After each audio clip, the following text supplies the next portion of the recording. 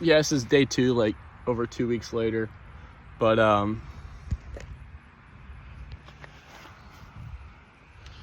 church was this Sunday. Just got finished mowing the lawn. That's why I have my shirt off and look like not normal. Yeah. Church got me thinking a lot about, if you're not aware, I'm sober from alcohol. Tried to get sober like 5 months before COVID-19 happened. So it was like Thanksgiving of 2019. Left college, came home, and tried to get sober. And I think about it's been over 4.5 years. It's been almost 5 years of thinking about the last 5 years. I've been able to see my niece and nephew grow up. That's been a really good positive. I haven't turned away from God. That's been a really big positive. I'm sober. That's a really big positive. And just the idea of God took me out of a place where I didn't know if I was going to live another day. And yeah, there are days now where I don't feel like I should live another day.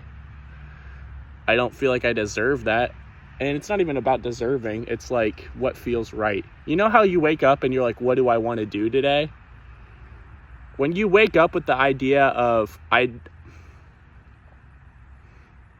almost like the phrase, I'm not worthy to do anything. Like, I'm such a piece of shit that society doesn't even want to deal with me. And I haven't killed anyone. I haven't done any arms trades. I haven't done anything crazy to be labeled as somebody who should be thrown away, like lock the key. But I believe that lie a lot.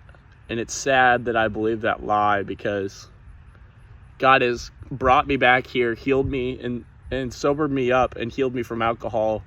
And he keeps saying, you're mine. And that's another thing is, I was 2.5 years sober, and then I relapsed once or twice, 2 times. And before I relapsed, like when I was long-term sober, everyone always, they're like, don't relapse, because if you relapse, you're going to fail. There's horror stories about guys like this dude that was like 50 or 60 years sober. Got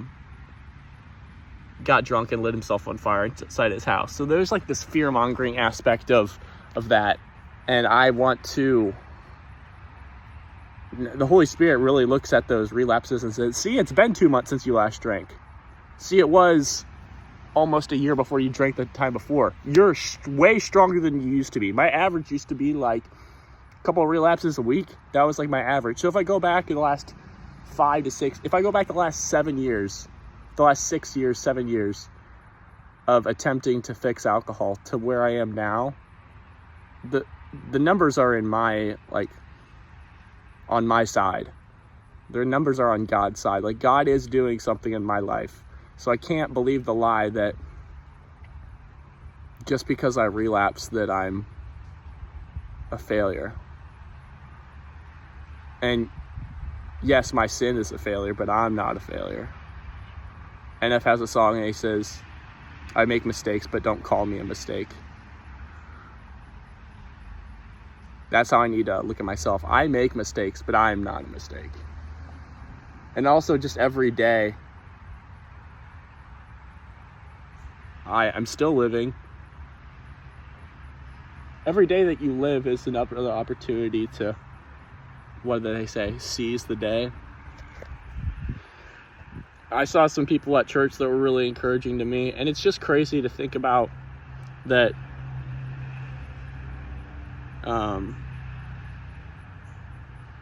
That there are so many times where I haven't gone to church or I haven't gone to go see somebody spiritually that would encourage me. And the lie that I was told is, it's just going to be discouraging to you. It's just going to be discouraging.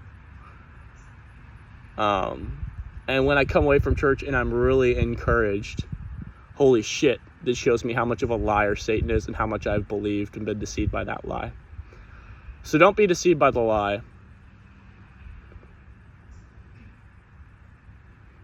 Don't be deceived by the lie.